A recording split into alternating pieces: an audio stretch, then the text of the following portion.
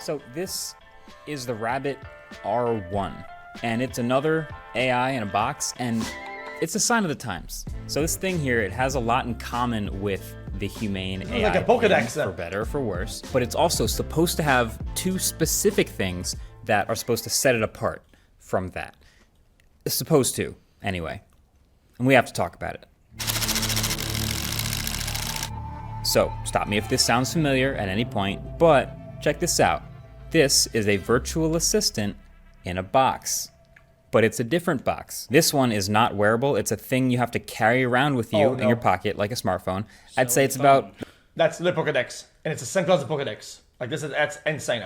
The size of a stack of Post-its maybe, but it's this lightweight plastic cube designed by Teenage Engineering. And boy, do people love some Teenage Engineering right now. And it's super, I mean, you can tell exactly what it is from a mile away. This thing is very recognizable. The thing has one button on the right side. That's the one you press and hold to ask it questions. And then instead of a projector, it actually does have a built-in screen here. And instead of built-in cellular, it has a SIM card tray right alongside that USB Type-C port for charging. I'd say... Okay. If you can load up slots on that, it's over. I'm buying all of it. I already bought the whole company. I'm buying the company. It does seem to send basically every single request to the cloud, but I will say it does feel significantly quicker to answer questions than the Humane AI pin. Now, that is a very, very low bar to clear, but it's consistent. It's consistently quicker. Staring at his How far food. away is I'm the looking moon? at the chat. Y'all are weird. The average distance between Earth and the Moon is approximately 384,400 kilometers. You can connect headphones via Bluetooth or turn the built-in speaker all the way up like I have, but it also shows you the text of your answer on the screen right underneath this bouncing rabbit and the time and the battery. Matter of fact, it basically always shows this bouncing rabbit all the time. It's how you know it's awake. You hit that button once to put it to sleep, or it would do that automatically after a few seconds. Then hit the button again to wake it up. Boom, just the rabbit waiting for you there. And then to get to settings, there's no button to press for that. There's no gesture on the screen or anything. You just shake it like an Etch-a-Sketch. And as long as you do that, then from there you can scroll up and down with this scroll wheel and select with the button. That's how you get around the UI. So the other two things it has are the scroll wheel and a swiveling camera. So the scroll wheel for navigating around the UI instead of the screen is... I'll get to why it's odd in a second, but then of course the AI assistant is multimodal, and so you can use vision to answer questions about what it sees. So we've seen this before. With this one, you double tap to swivel it open and then press and hold to ask, I don't know, what type of plant is this? Oof. Taking a look now. The plant in the image appears to be a Monstera deliciosa, that was actually also pretty known decent. as a Swiss cheese plant. Yeah, that was pretty good. This is a type of tropical, climbing evergreen plant native to southern Mexico and parts of Central America. The large, glossy green leaves are distinctive. As a reviewer testing this thing, I just feel like that DJ Khaled clip after a while where I'm just pointing at stuff like, okay, what is this? And what is this? And what is this? And what is this? And perhaps what is this? But I've just pointed it at my computer screen with a really long email on it and asked it for a summary, and it just reads it instantly and gives me a summary of it. It's done that with articles too. I think that's pretty cool. But yeah, it's an AI in a box.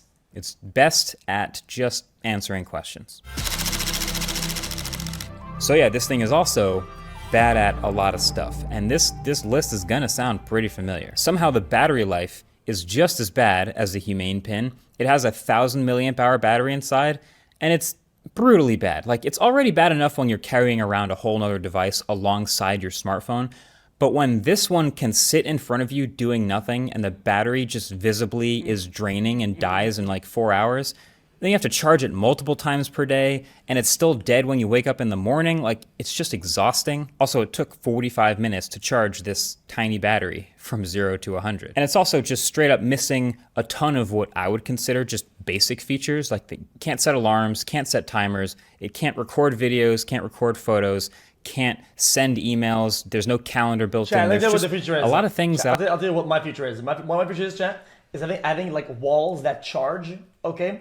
And then you have like a coat or something like that. I think that you wear, that you put onto the wall, and it charges the coat, okay?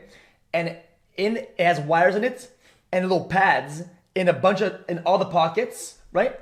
So that whenever you go out, you put your phone in your pocket and it charges by induction or whatever the fuck it's called, right? It charges your phone and your coat, whatever, your wearable, charges anything that you have in any pocket in it. And you don't have to fucking worry about charging your phone or charging all your devices. All you have to do is just put the coat at the right place when you get home. Boom. No. I mean, yeah, because the coat wouldn't fit you. Fuck you. Shut the fuck up. That I would Sorry, want. that I was out of pocket. I apologize, Jesse. It's all good. Bro, you can't say it's all good. You can't say that, man. We're both eating McDonald's, fatty. Bro, if you say it's all good, I mean, bro, you're farming. All right, man, you're fucking dumb. An assistant to do, not here. And of course, being an AI assistant, it also does still hallucinate and confidently answer questions wrong. Like my baseline of asking a question that I know the answer to and then getting the wrong answer happens all the time. It's just one of the downfalls of this category. So this device was designed by Teenage Engineering, and they're really leaning into that. Like that's why, I mean, it's this bright orange. It is really quirky, friendly looking device, I would say, intentionally.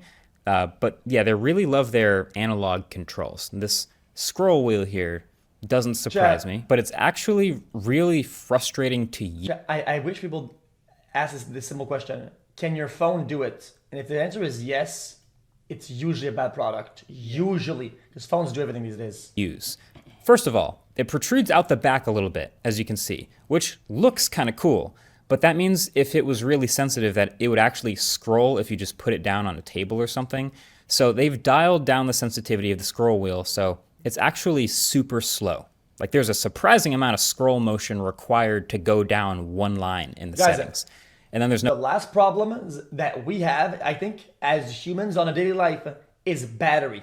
It's the final actual problem that we don't have a lot of solutions for. And people say, oh, dude, just get the battery that's like portable or whatever. I still think that's too dogged. It's why I'm doing this coat idea and all these dumbass ideas, because battery is still shit. I hate it.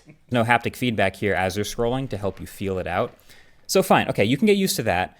You use the button to select, but then you've also noticed there's no back button anywhere on this device. So to go back up a level, you have to scroll all the way back up to the top every single time. That also gets annoying.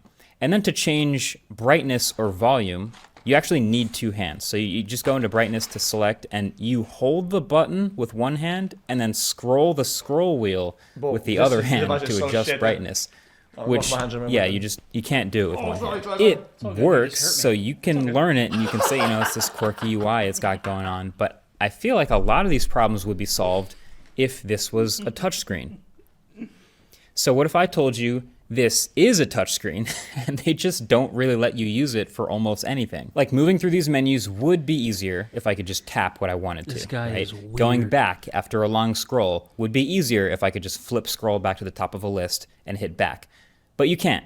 The only thing you can use the touchscreen for is basically typing on the keyboard in terminal mode. So with terminal enabled, you can turn it sideways, a keyboard pops up, and you can type your questions and get text answers, which is great. And you can move between letters with the scroll wheel. It's kind of a neat feature, I guess. Remember the Nintendo typing why can't shit? we use the touchscreen for anything else? Is it just them trying not to look too much like a smartphone?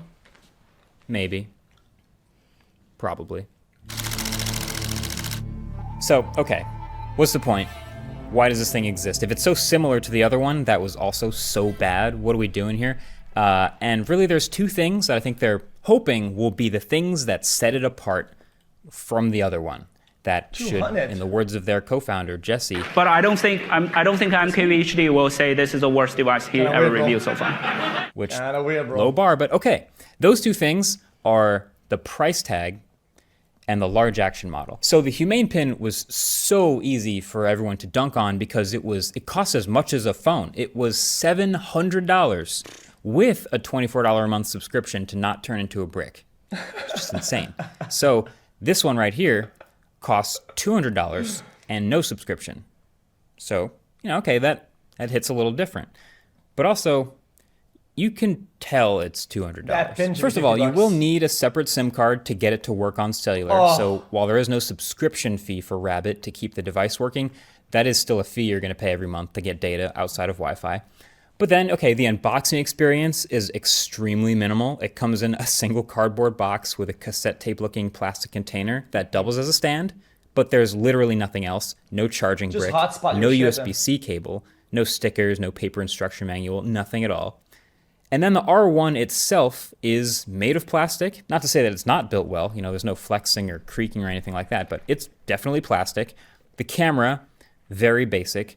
The speaker, very cheap. It's a low-end MediaTek chip inside, the same one that's in the Moto G8 Power Lite, which is like a $150 This thing is phone. dog shit. It's shit. I mean, all the, you know what's okay? People want to not gonna like the steak. Barely reviewable. It's a 20-minute video, by the way. Yeah, I think it means that like there's not much there. It's like it's just bad, Yeah. Like what? Here's a medium heat taken. These products are all shit and they're all pretty much scams because of how bad they are, right? But it's giving people ideas to. It's gonna opening up this kind of like market for people to go like, oh wait a minute, I can do this. And sometimes it's all it takes like something really bad to be like, oh I'm gonna do this. And before anybody does it, nothing really moves. It really helps. Believe it or not, they have dog shit. It does. And we've seen it a million times. You get a lot of dog shit, and then you get a good one. And you wouldn't have the good one without the dog shit ones.